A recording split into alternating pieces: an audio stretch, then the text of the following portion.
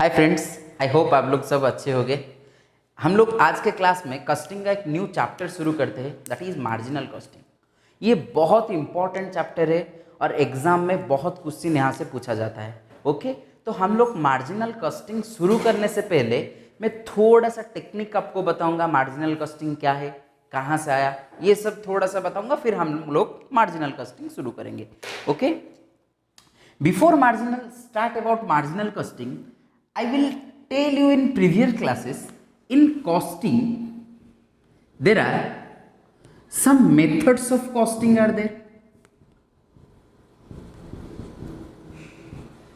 Methods of costing and techniques of costing.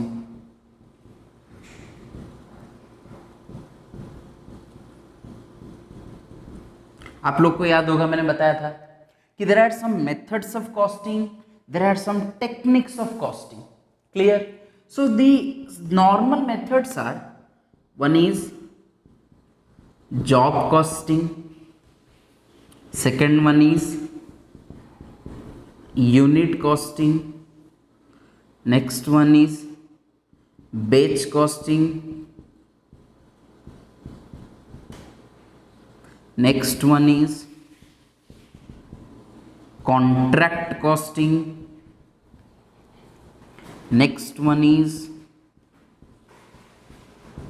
process costing, one is job costing, unit costing, batch costing, contract costing, process costing, next one is service costing,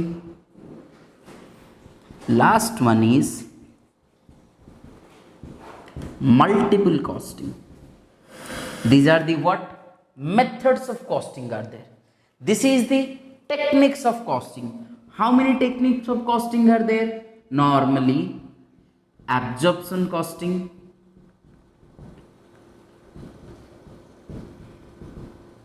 clear? First one is absorption costing, next one is marginal costing, next one is standard costing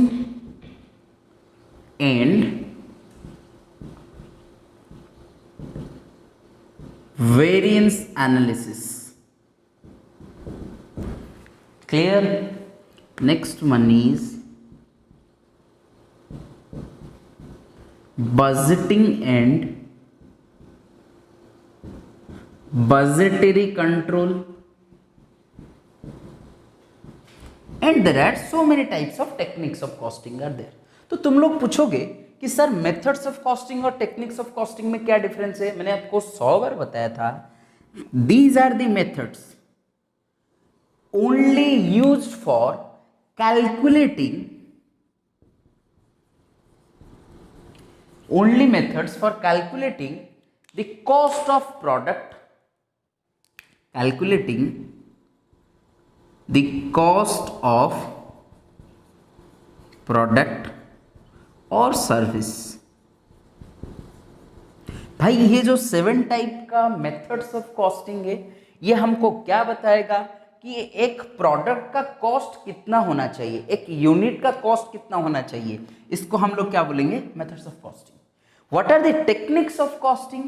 All those factors like absorption costing, marginal costing, standard costing and variance analysis, budgeting and budgetary control, all these techniques are only method for conclusion or control technique.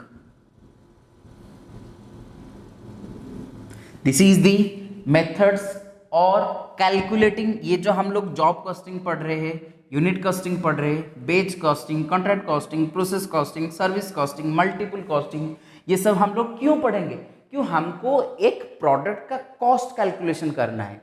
एक total cost कितना होगा, एक एक product का cost कितना होगा, ये हमको, अगर वो जॉब स्पेसिफिक जॉब के लिए, मैंने पहले क्लास में बताया था आप लोग को, एक स्पेसिफिक पॉइंट ऑफ जैसा है, जैसे मैंने बोल दिया कि मुझे मेरा बर्थडे का कार्ड बनाना है, तो मुझे स्पेसिफिक जॉब करना पड़ेगा, स्पेसिफिक एक को देना पड़ेगा, तो उसको कॉस्ट जॉब में निकालेंगे। यूनिट कॉस्टिंग जैसे सीमेंट इंडस्ट्री, वो हो गया हमेशा आउटपुट सेम है, तो उसमें यूनिट कॉस्टिंग यूज करेंगे। Medicine company batch costing use करेंगे। ये जो 7 मेथड्स है, these 7 methods are only applicable to find out or calculating cost of a product or services, nothing else. But by the help of these methods or techniques of costing like absorption costing, marginal costing, standard costing and variance analysis, budgeting and budgetary control, the main motto is how to control technique. These are the control technique for cost reduction and cost control. मैंने आपको अच्छे से बताया था cost control क्या होता है, cost reduction क्या होता है। मैं 1 सेकंड में बताऊंगा आप लोग को। पहले 2 बात समझ लो। मेथड्स ऑफ कॉस्टिंग का मतलब क्या है रे? सिंपल सा मतलब है for calculating the cost of an product by the helping of these above 7 methods और these 7 methods we will able to calculate the cost of an product or unit cost of an product. But by the help of this technique, we will control the cost, reduction the cost. Is that clear? So these methods are control techniques. These methods are unit cost calculation. So it is no doubt marginal costing is nothing else. It is a control technique of cost. Is that clear? Marginal costing जो आज का हमारा topic है, marginal costing को मैं कभी भी method of costing नहीं बताऊंगा, क्योंकि मार्जिनल कॉस्टिंग में हम लोग एक प्रोडक्ट का कॉस्ट कैलकुलेशन नहीं करेंगे। हमको क्या करना है, एक कॉस्ट को कंट्रोल करना पड़ेगा, कॉस्ट को रिडक्शन करना पड़ेगा। यही काम हमको कौन बताएगा? मार्जिनल कॉस्टिंग बताएगा।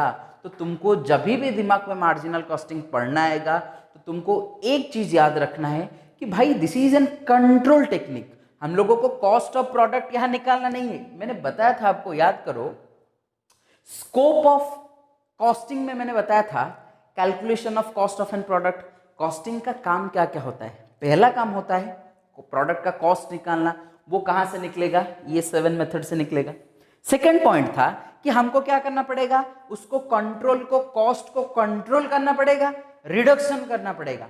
अच्छे से याद करो, जब मैंने आपको स्कोप ऑफ कॉस्ट अकाउंटिंग बताया था, मैंने 3 चीज बताया था। पहला चीज बताया था कि हमको find out an cost of an product. Second चीज बताया था कॉस्ट कंट्रोल। थर्ड चीज बताया था कॉस्ट रिडक्शन। तो ये जो 7 मेथड है, हमको ये कहां से यूज आएगा? To finding an cost of an product. एक प्रोडक्ट का कॉस्ट निकालने के लिए ये 7 मेथड यूज होगा। Is that clear? पर एक प्रोडक्ट का कॉस्ट को रिडक्शन करने के लिए, कॉस्ट को कंट्रोल करने के लिए ये 7 मेथड यूज होगा। I hope it will be clear. Okay, next time directly go to control technique.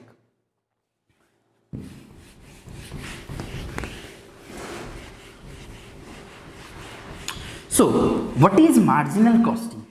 पहले मार्जिनल कॉस्टिंग पढ़ने से पहले हमको क्या करना पड़ेगा? पहले मार्जिनल कॉस्ट क्या पढ़ना पड़ेगा। Clear? What is our topic? This is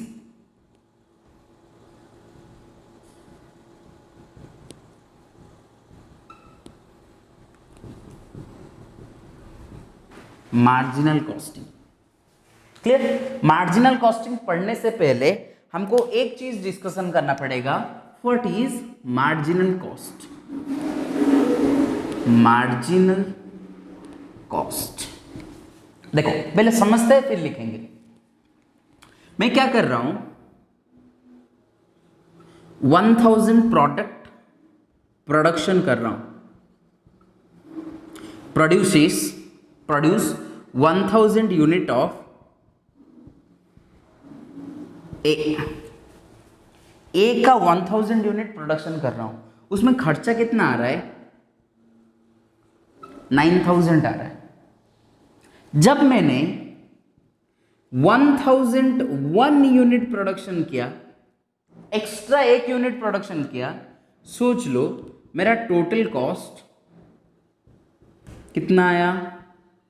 9008 rupees है। क्लियर? अच्छे से सुनो, जब मैंने 1000 यूनिट प्रोडक्शन किया था तभी मेरा कॉस्ट था 9000। जब मैंने 1001 यूनिट, ये क्या कह रहे, 1 एक्स्ट्रा यूनिट, जब मैंने 1 यूनिट एक्स्ट्रा बनाया तभी मेरा कॉस्ट कितना हो रहा है? 9008 हो रहा है। So difference between these two is rupees 8. Difference between these rupees 8. So here this difference between 1 unit. So for producing this single one extra unit, the amount of total cost changes is known as marginal cost. Clear, समझ में आया?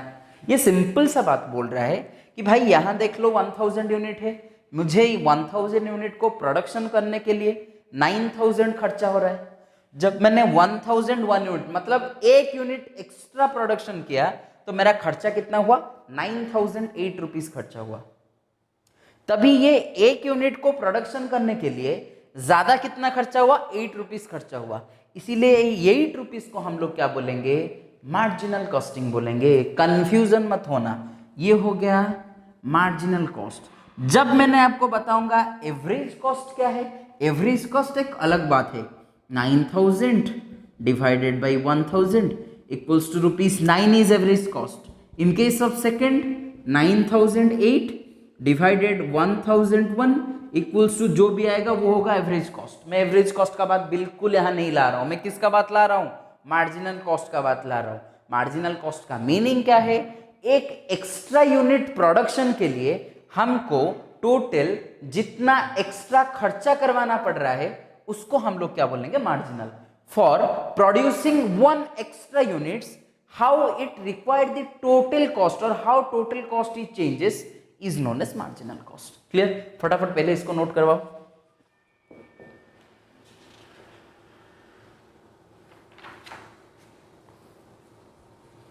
Quick, जल्दी।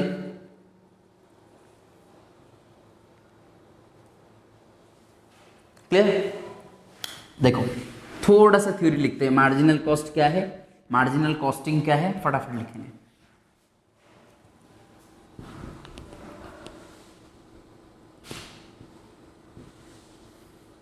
Marginal cost is the change in total cost, marginal cost is the change in total cost due to change in one extra unit of production। क्या बोल रहा है? Marginal cost is the change in total cost. ये क्या बोल रहा है भाई? कि मेरा जो टोटल कॉस्ट चेंज हो रहा है किसके लिए चेंज हो रहा है? Due to change in one extra unit of production is known as what? This is marginal cost. For example, जो एग्जाम्पल लिख लो, for producing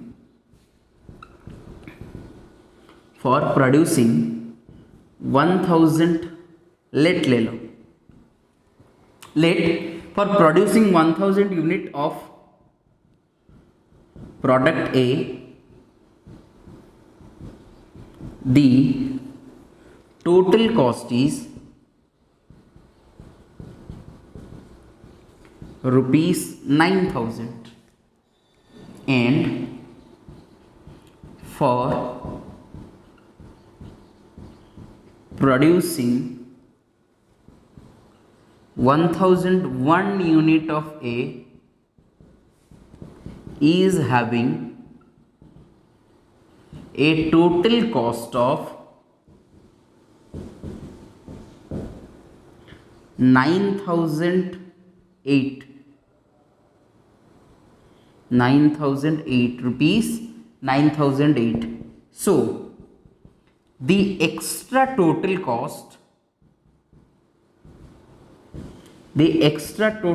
cost of ₹8 by increasing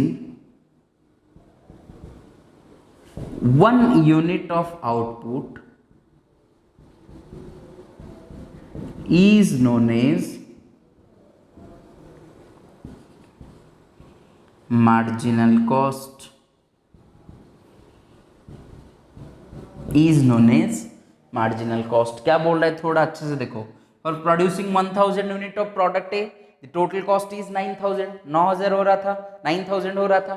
and for producing 1001 unit of A is having total cost of 9008 rupees. So the extra total cost of rupees, ये जो change हुआ 8 रुपये का change क्यों हुआ? एक यूनिट ज्यादा लेने से और ज्यादा प्रोडक्शन करने के लिए हुआ.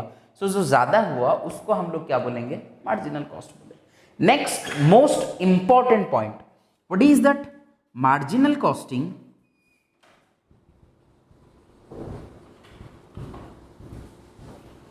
is a control technique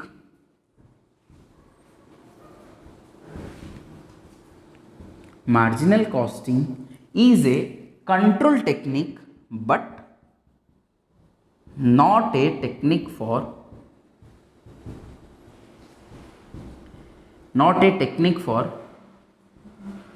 calculating cost of production. अब भी मैंने आपको 5 मिनट पहले बताया, there are 7 methods of calculating costing. So मैंने जो यहां लिखा था left side 7 method, right side लिखा था टेक्निक्स ऑफ कॉस्टिंग. ये जो 7 मेथड था ये क्या हो रहा है? Calculating cost of an product. But ये जो 7 मेथड था हमको क्या कर रहा था? It is the control technique. Like marginal costing is one of out of this control technique, but cost of product is not also unit और finding the cost of an product. तो हम लोग जो मार्जिनल कॉस्ट टेक्निक पढ़ेंगे ये हमको कहाँ काम आएगा? कॉस्ट को कंट्रोल करने के लिए काम आएगा, कॉस्ट को रिडक्शन करने के लिए काम आएगा, कॉस्ट कैलकुलेशन के लिए काम नहीं आएगा. क्लियर? समझ में आ रहा है मैं क्या बोल रहा हूँ? जो मार्जिनल कॉस्टिंग टेक्निक हम लोग पढ़ रहे हैं वो कहाँ काम आएगा? Only 2 things. One is for cost control, second one is for cost reduction. But for calculating the cost of an unit production, the methods of technique will apply or the methods of costing will apply. That is job costing, batch costing, contract costing, ... 7 types of costing are there. Is that clear? फटाफट note करवाओ.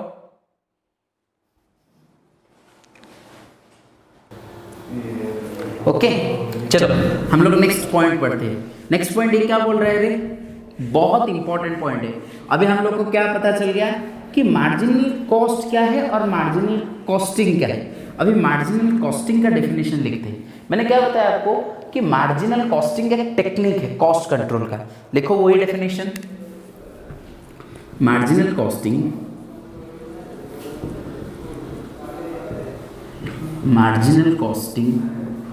is a cost control technique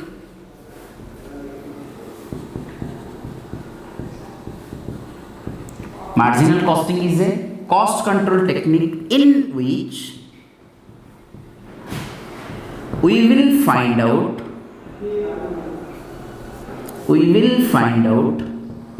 the marginal cost.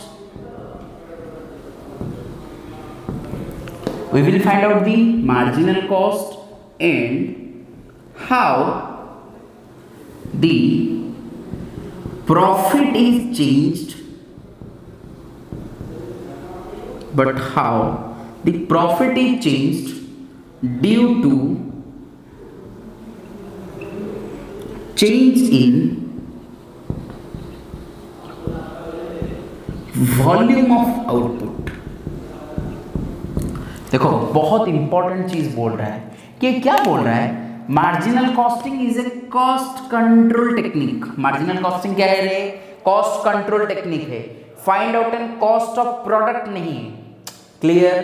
Cost control technique है in which we will find out the marginal cost. हमको क्या निकालना पड़ेगा?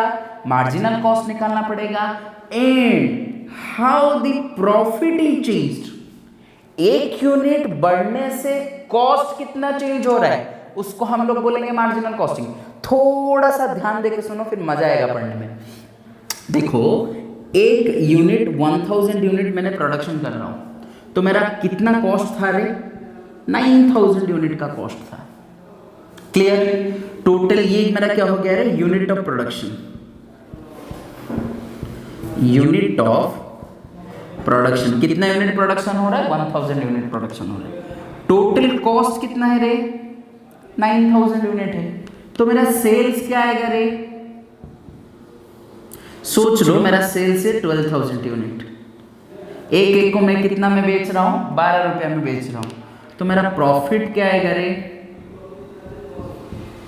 Profit is total 9000, 12000 minus 9000, that is what?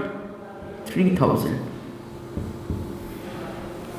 मैं 1 unit extra बढ़ा रहा हूं, सोच लो कितना यूनिट प्रोडक्शन किया? 1001 यूनिट प्रोडक्शन किया। मेरा कॉस्ट कितना हुआ? 9008 कॉस्ट हुआ। तो मेरा सेल्स कितना हुआ रे? 12,000 रुपीज 12 होगा। तो प्रॉफिट कितना आएगा रे? 12 माइनस 8, 4 रुपीज ज्यादा प्रॉफिट आएगा।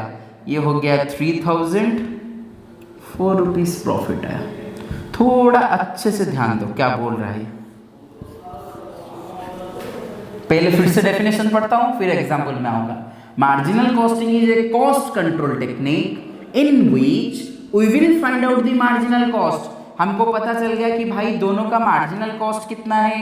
मार्जिनल मतलब एक एक्स्ट्रा यूनिट के लिए हम लोग जितना कॉस्ट कर रहे हैं, 9000 था, 9008, 8 rupees is our marginal cost. Clear? So sales कितना चेंज हुआ रे? 12 रुपए का चेंज हुआ।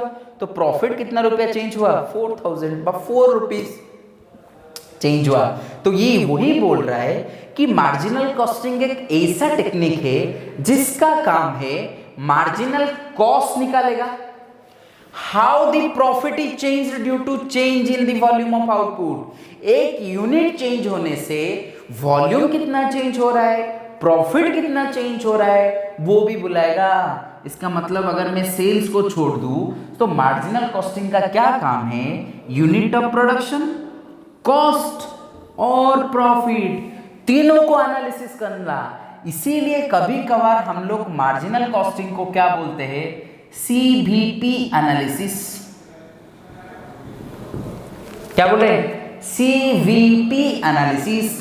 C for cost, V for volume, P for profit. क्या बोल रहा है रे? टोटल मार्जिनल कॉस्टिंग में हम लोग एक टेक्निक पढ़ेंगे। टेक्निक का नाम क्या है? CVP analysis. What is C for cost, V for volume of output, P for profit. Clear? फिर से बोल रहा हूं, marginal costing is a cost control technique in which we will find out the marginal cost of an product, marginal cost of an product and how the profit is change. Profit कैसे change हो रहा है? Due to change the volume of output. एक volume of output change होने से profit कितना change होगा, वो टेक्निक को हम लोग क्या बोलेंगे? मार्जिनल कॉस्टिंग टेक्निक बोलेंगे। क्लियर? Good one. फटाफट नोट कर दो एक बार। Okay, next. अभी हम लोग पढ़ेंगे मार्जिनल कॉस्टिंग हमको चाहिए या नहीं चाहिए। अगर चाहिए प्रिपेयर करने के लिए क्यों चाहिए। ओके, सो हम लोग पढ़ेंगे यूज ऑफ मार्जिनल कॉस्टिंग। कहां कहां यूज करना पड़ेगा? Use of marginal costing. The first most important use is how to increase the profit by changing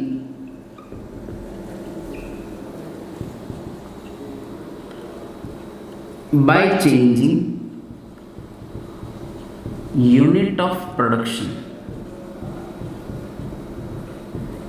हमेशा एक चीज दिमाग में फिक्स करके रखो, जब हम हमारा यूनिट ऑफ प्रोडक्शन ज्यादा करेंगे तभी मेरा ऑटोमेटिक कॉस्ट कम होते जाएगा due to reason of fixed cost. क्योंकि जब मैं यूनिट बढ़ाते जाऊंगा मेरा फिक्स कॉस्ट पर यूनिट कम होते जाएगा। अगर फिक्स कॉस्ट पर यूनिट कम हो गया तो मेरा टोटल कॉस्ट पर यूनिट हो जाएगा। एक एग्जांपल ले लो, वेरिएबल कॉस्ट एक का है 5 पर यूनिट, फिक्स्ड कॉस्ट है 1000, फिक्स कॉस्ट है 10,000 ले लो। तो मैं अगर वेरिएबल कॉस्ट है 5 यूनिट, अगर मैं 1000 यूनिट प्रोडक्शन कर रहा हूं तो 1000 इंटू 5 टोटल कितना हो गया रे? 5000। अब ये टोटल फिक्स्ड कॉस्ट कितना हो जाएगा रे? 10,000। तो टोटल मेरा कॉस्ट, टोटल कॉस्ट कितना हो गया? टोटल कॉस्ट हो गया 15,000। अगर यही मैंने 10,000 यूनिट बजाऊंगा, मतलब 15,000, एक एक 10,000 टोटल कैंसिल कर लो, तो कॉस्ट पर यूनिट कितना आ गया 15। फिर से बोल रहा हूँ, टोटल मेरा वेरिएबल कॉस्ट है 5 per unit, total fixed cost है 10,000, तो मैंने क्या किया 1,000 यूनिट प्रोडक्शन किया, 5 के हिसाब से 5,000 मेरा वेरिएबल कॉस्ट आ गया, फिक्स कॉस्ट है 10,000, 10 प्लस 5,000 15,000, मेरा टोटल कॉस्ट 1,000 यूनिट का हो गया 15,000। तो एक एक यूनिट का कॉस्ट कितना हो गया 15 हो गया। क्लियर? अभी सोच लो मैं 2,000 यूनिट प्रोडक्शन कर रहा हूं, वही कितना देना पड़ेगा 2,000 इंटू 5, तो टोटल हो गया 10,000, वेरिएबल कॉस्ट हो गया 10,000, ये हो गया 10,000, तो टोटल मेरा कॉस्ट कितना हो गया रे 20,000। 2,000 प्रोडक्ट के लिए टोटल कॉस्ट है 20,000, that means cost per unit is 20,000 divided by 2,000, that is only ₹10। अभी तुम लोग क्या मार कर रहे हो, मैंने कुछ नहीं किया, जब मेरा आउट ऑफ यूनिट वॉल्यूम ज्यादा कर लिया तभी ऑटोमेटिक मेरा कॉस्ट कम हो रहा है। मैं क्या बोल रहा हूँ, थोड़ा सा दिमाग और दिल यहाँ रख के सुनो, फिर समझ में आएगा। जब मैंने एक वेरिएबल कॉस्ट ₹5 था, फिक्स कॉस्ट 10,000, ये तो फिक्स ही है जितना यूनिट तुम प्रोडक्शन करो। अगर मैं 1,000 यूनिट प्रोडक्शन कर रहा हूँ तो मुझे 5,000 देना पड़ रहा है, 5,000 प्लस 10,000 15,000 हो गया। 1,000 यूनिट के लिए 15,000 खर्चा हो रहा है, एक यूनिट के लिए 15 रुपया खर्चा होगा, दैट्स ऑल। 2,000 अगर प्रोडक्शन कर रहा हूं, 2,000 इंटू 5 10,000 हो गया, फिक्स कॉस्ट 10,000 हो गया, टोटल 10 प्लस 10 20,000 हो गया। 2,000 यूनिट के लिए मेरा खर्चा हो रहा है 20,000, इसका मतलब एक एक कॉस्ट ऑफ प्रोडक्शन हो गया 10 रुपया। मैंने अगर चेंज कर लिया, क्या चेंज किया, वॉल्यूम ऑफ आउटपुट। मैंने क्या चेंज किया रे, वॉल्यूम ऑफ आउटपुट चेंज कर लिया।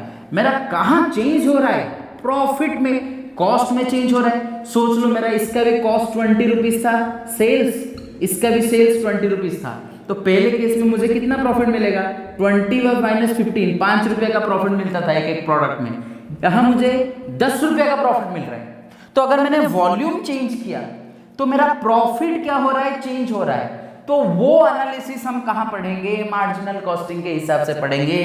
तो पहला पॉइंट क्या बोल रहा है, how to increase the profit, profit को कैसे बढ़ाना है, by changing the unit of production. Unit of production को थोड़ा सा चेंज करके प्रॉफिट को कैसे बढ़ाना पड़ेगा, ये कॉन्सेप्ट हम लोग कहां पढ़ेंगे, मार्जिनल कॉस्टिंग में पढ़ेंगे। क्लियर? नेक्स्ट इंपॉर्टेंट पॉइंट, और एक पॉइंट लिखता हूं, यही हम लोग पढ़ेंगे, how to optimum use, how to optimum use the fixed cost of an project। इसका मतलब सोच लो, सिंपल सा मतलब सोचो कि अगर हम लोग ये काम क्यों कर रहे हैं कि ये जो वॉल्यूम ऑफ आउटपुट 10,000 था, यहाँ फिक्स्ड कॉस्ट, यहाँ 2,000 में मेरा वॉल्यूम ऑफ आउटपुट 10,000 था, फिक्स कॉस्ट 10,000। जब पहले केस में मैंने 1,000 यूनिट प्रोडक्शन किया तभी मैंने फिक्स कॉस्ट को प्रॉपरली यूज नहीं कर पाया, पर जब मैंने 2,000 यूनिट प्रोडक्शन किया फिक्स कॉस्ट को प्रॉपरली यूज कर पाया।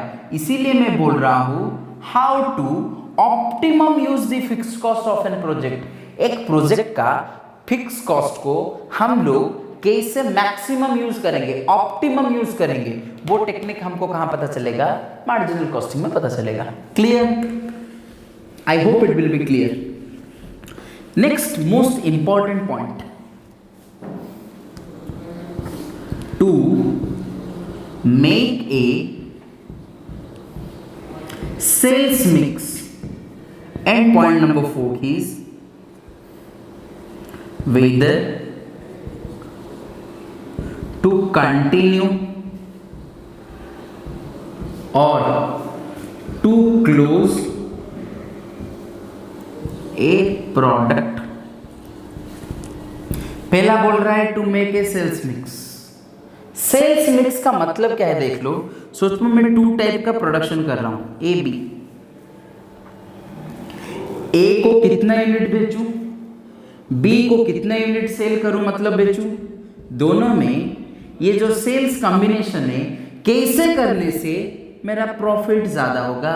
सोच लो मैं इसका 100 यूनिट बेच रहा हूँ, इसका 50 यूनिट बेच रहा हूँ, इसमें मेरा तो भाई मार्जिनल इसमें प्रॉफिट 10 रुपया हो रहा है, तो मैं 100 यूनिट बेचा तो मुझे कितना मिलेगा 1000 मिलेगा।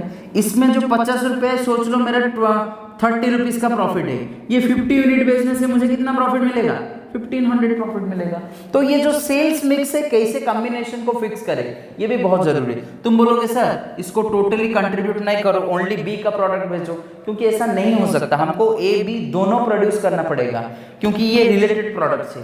तो इसीलिए इसका कितना यूनिट प्रोडक्शन करना पड़ेगा, इसका कितना यूनिट प्रोडक्शन करना पड़ेगा। जैसे आपको पता होगा एक कॉइल आता है, कॉइल तो नहीं गुड नाइट का पैकेज आता है, वो गुड नाइट का एक मशीन होता है, एक गुड नाइट का क्या होता है एक लिक्विड होता है, उसको कितना यूनिट परचेज करना पड़ेगा और प्रोडक्शन करना पड़ेगा, लिक्विड को कितना यूनिट प्रोडक्शन करना पड़ेगा, क्योंकि ये दोनों किसका प्रोडक्ट है कंबाइंड प्रोडक्ट है। इसको हम लोग कहां पढ़ेंगे मार्जिनल कॉस्टिंग में पढ़ेंगे, sales mix. Next one is whether to continue और टू क्लोज इन प्रोडक्ट। हमारे पास 2 प्रोडक्ट है और हमारे पास 5 प्रोडक्ट है, A B C D E F E 5 product है। ये 5 प्रोडक्ट से कौन सा प्रोडक्ट को हम लोग को चूज करना चाहिए, किसको बंद करना चाहिए, किसी को ज्यादा यूनिट प्रोडक्शन करना चाहिए, ये सभी भी हम लोग कहां मिलेगा मार्जिनल कॉस्टिंग में मिलेगा। क्लियर। नेक्स्ट पॉइंट नंबर 5 ये हो गया how to making a sales mix. हाँ, last important point is make और buy decision.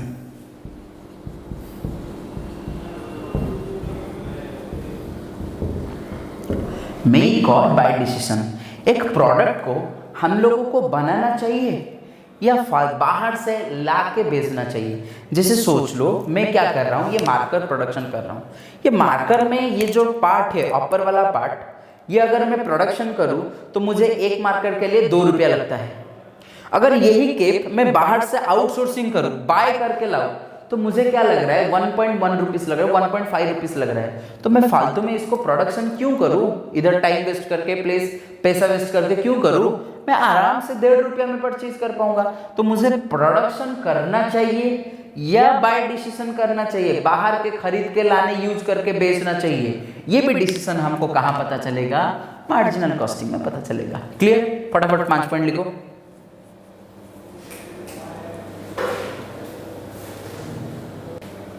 Okay, next one most important पढ़ेंगे एजम्पशन। जिसका भी छूट गया लिख नहीं पा रहे हो पॉज करके वीडियो को लिख लो।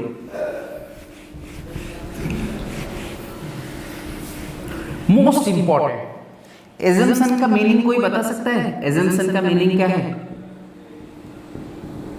एजम्पशन का मीनिंग है, जैसे मैंने केमिस्ट्री और फिजिक्स में आप लोग पढ़ोगे न्यूटन्स लॉ, न्यूटन्स लॉ ये चीज बोल रहा है, ये कंडीशन सैटिस्फाई होना चाहिए। इसका मतलब अगर ये कंडीशन सैटिस्फाई हुआ तब भी मेरा क्या होगा निर्टन्स लॉ काम में आएगा। ऐसे ही अगर तुम लोग मार्जिनल कॉस्टिंग पढ़ रहे हो और मार्जिनल कॉस्टिंग का प्रॉब्लम कर रहे हो तो तुमको ये चीज सब दिमाग में फिक्स करके रखना चाहिए, तब भी मार्जिनल कॉस्टिंग पढ़ने में मजा आएगा। और आप लोगों का एम जो है, मैंने अभी पहले 1 मिनट पहले बताया कि मार्जिनल कॉस्टिंग में क्या क्या काम होता है, वो काम करने के लिए कुछ एजम्पशन से उसको फॉलो करना चाहिए। Clear. First most important assumptions, the cost of production,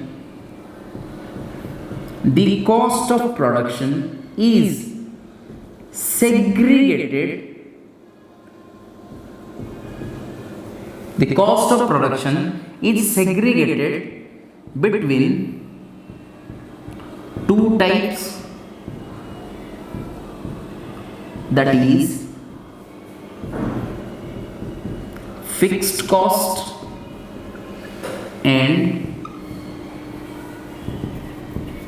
variable cost. ये बोल रहा है मेरा जो कॉस्ट ऑफ प्रोडक्शन में टोटल जो भी खर्चा होगा सब खर्चे को हम लोग 2 टाइप में डिवाइड करेंगे, one is fixed cost, second one is variable cost.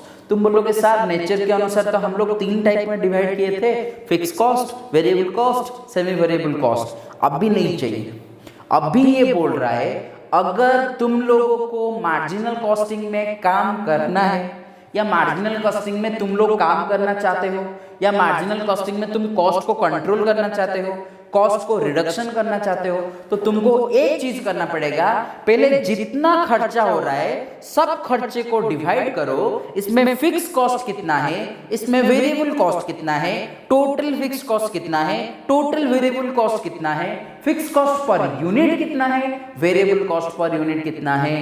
तो ये सिंपल सा चीज बोल रहा है बच्चे कि आपको अगर मार्जिनल कॉस्टिंग में काम करना है तो टोटल तुम्हारा फैक्ट्री में जितना खर्चा हो रहा है सबको दो टाइप में डिवाइड करो, fix cost, variable cost. Fix cost कितना हो रहा है, वेरिएबल कॉस्ट कितना हो रहा है। Clear? Point number 2 is most important, the variable cost, the variable cost per unit is always constant। तुम बोलोगे सर पागल हो गए, यहां बोल रहे वेरिएबल कॉस्ट, यहां बोल रहे कांस्टेंट, मतलब फिक्स बोल रहे। देखो मैंने आपको 100 बार बताया था जब क्लासिफिकेशन ऑफ कॉस्ट बताया था कि total fix cost is always fixed but fixed cost per unit is always variable. फिर से बोल रहा हूं, total fix cost is always fixed whereas fixed cost per unit is always variable. Likewise, total variable cost is always variable, whereas variable cost per unit is always fixed और constant। ये बहुत important चीज है कि तुम जैसा भी variable cost लोगे हमको मतलब नहीं है, बट वो variable cost per unit fix होना चाहिए। अगर variable cost per unit fix नहीं है तो मार्जिनल कॉस्टिंग आप लोग वहां यूज नहीं कर पाओगे। तो तुमको पहले क्या करना पड़ेगा कि वेरिएबल कॉस्ट पर यूनिट को फिक्स करना पड़ेगा, तब भी आप क्या कर पाओगे, मार्जिनल कॉस्ट टेक्निक को आप वहां यूज कर पाओगे। Point number 3, fixed cost is always fixed for a certain level of output। क्या बोल रहा है भाई कि मेरा जो फिक्स कॉस्ट है, क्योंकि ये पहला लाइन पे बोला कि तुम्हारा फैक्ट्री में जो जो खर्चा हो रहा है सबको दो टाइप पे डिवाइड करो, one is fix cost, second one is variable cost. Variable cost per unit is always fixed, total variable cost change होगा पर वेरिएबल कॉस्ट यूनिट को क्या करो, फिक्स करवाओ। And next fixed cost is always fixed because of change in variable unit और number of unit. तुम जितना भी आउटपुट को चेंज करो तुम्हारा फिक्स कॉस्ट में हैम्पर होना नहीं चाहिए। फिक्स कॉस्ट हमेशा वैसा ही वैसा रहना चाहिए। अगर फिक्स कॉस्ट बार बार चेंज हो रहा है, तुम बोलोगे सर आप बोल रहे हो फिक्स्ड कॉस्ट, देखो फिक्स कॉस्ट कब कब चेंज भी होता है। जैसे देखो मैंने बताया 100 बच्चे को पढ़ाने के लिए मुझे एक रूम चाहिए जिसका रेंट है 6000, वहां मैं 120 बच्चे बैठाऊंगा वही 6000 लगेगा। 5000 बच्चे लाऊंगा, 5000 बच्चे क्या वही रूम में बैठ पाएंगे जहां 100 बच्चे बैठते थे, तो मुझे 30,000 रेंट लगेगा। तो वो फिक्स कॉस्ट चेंज हो रहा है।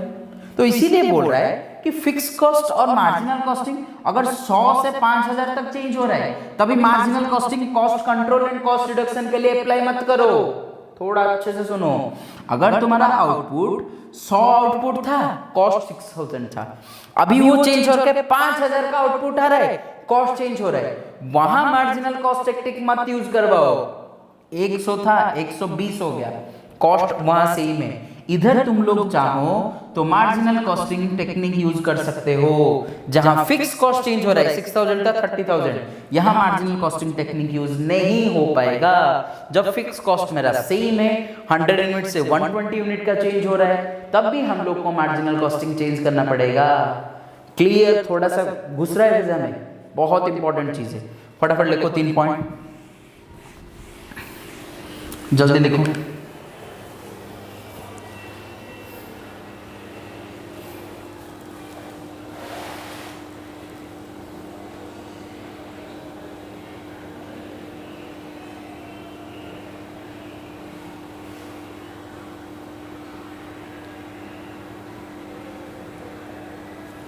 Okay next point number 4, total हो गया, फिक्स कॉस्ट हो गया, वेरिएबल कॉस्ट हो गया। नेक्स्ट बहुत इंपॉर्टेंट चीज बोल रहा है, selling price of an product, selling price of a product always fixed, not changes frequently। क्या बोल रहा है कि हमको सेलिंग प्राइस को भी फिक्स करके रखना चाहिए। बार बार सेलिंग प्राइस चेंज हो रहा है, मार्जिनल कॉस्टिंग यूज करके तुम कॉस्ट कंट्रोल, कॉस्ट रिडक्शन नहीं कर पाओगे। मार्जिनल कॉस्टिंग यूज करने के लिए पहले कॉस्ट को दो हिस्सों में तोड़ना पड़ेगा, one is fixed, second one is variable. Variable cost per unit हमेशा फिक्स रहना चाहिए, fix cost for certain level of output fix रहना चाहिए। Sales price of an product also same रहना चाहिए, मतलब कांस्टेंट रहना चाहिए। Next fifth number point is most most most important. क्या बोल रहा है देखो, दी level of output is only a variable. The level of output is only variable who affect the cost of an product। ये बोल रहा है कि हमारा एक प्रोडक्ट का कॉस्ट कब चेंज होना चाहिए, जब लेवल ऑफ आउटपुट चेंज हो रहा है तब भी अगर मेरा कॉस्ट ऑफ प्रोडक्ट चेंज हो रहा है तब भी मैं मार्जिनल कॉस्टिंग यूज कर पाऊंगा। जैसे देखो आज का डेट में मेरा लेवल ऑफ आउटपुट चेंज नहीं हुआ, प्रोडक्ट का कॉस्ट चेंज हो रहा है। जैसे डिमांड चेंज हो गया, सप्लाई चेंज हो गया, प्राइस चेंज हो गया, सेल्स प्राइस चेंज हो गया, कॉस्ट कम हो गया, कुछ भी होने से अगर मेरा कॉस्ट चेंज हो रहा है तब भी हम लोग मार्जिनल कॉस्टिंग यूज नहीं कर पाएंगे।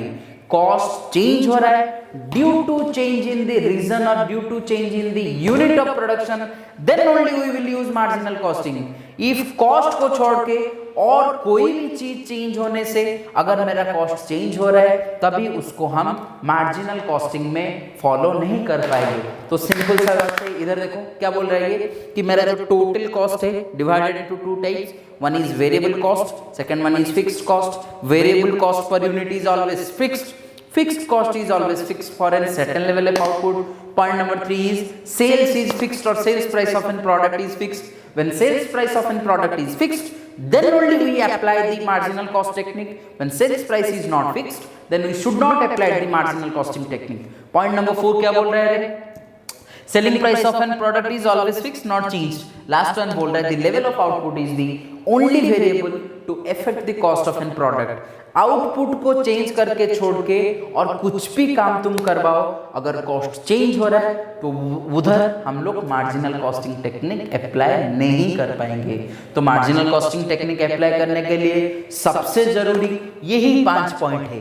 अगर 5 पॉइंट का काम कर रहा है उधर तो तभी हम लोग मार्जिनल कॉस्टिंग टेक्निक यूज करेंगे। तुम फिर से पूछोगे सर मार्जिनल कॉस्टिंग टेक्निक हमको क्यों यूज करना है? 2 काम के लिए यूज करना है, one is cost control and cost reduction। Clear? क्यों चेंज करना है? Cost control and cost reduction. 2 काम के लिए हमको क्या करना पड़ेगा? मार्जिनल कॉस्टिंग पढ़ना पड़ेगा। तो मार्जिनल कॉस्टिंग अगर ये एजम्पशन 5 फॉलो कर रहा है तभी मार्जिनल कॉस्टिंग पढ़ो और मार्जिनल कॉस्टिंग यूज करो। अगर वो 5 एजम्पशन में से कोई भी एक एजम्पशन फॉलो नहीं कर रहा है तभी आपको मार्जिनल कॉस्टिंग नहीं वहां यूज नहीं हो पाएगा। क्लियर? आई होप आज का क्लास आप लोग को अच्छे से समझ में आया होगा। So the most important is next class में हम लोग क्या पढ़ेंगे, जो कंटेंट्स ऑफ मार्जिनल कॉस्टिंग है, कैसे मार्जिनल कॉस्टिंग को यूज करना पड़ेगा, प्रॉब्लमेटिक पार्ट, कंट्रीब्यूशन क्या है, पीवी रेशियो क्या है, ब्रेक इवन पॉइंट क्या है, मार्जिन ऑफ सेफ्टी क्या है, कंट्रीब्यूशन पर यूनिट क्या है, ये सब हम लोग आगे डिस्कस करेंगे। Thank you very much.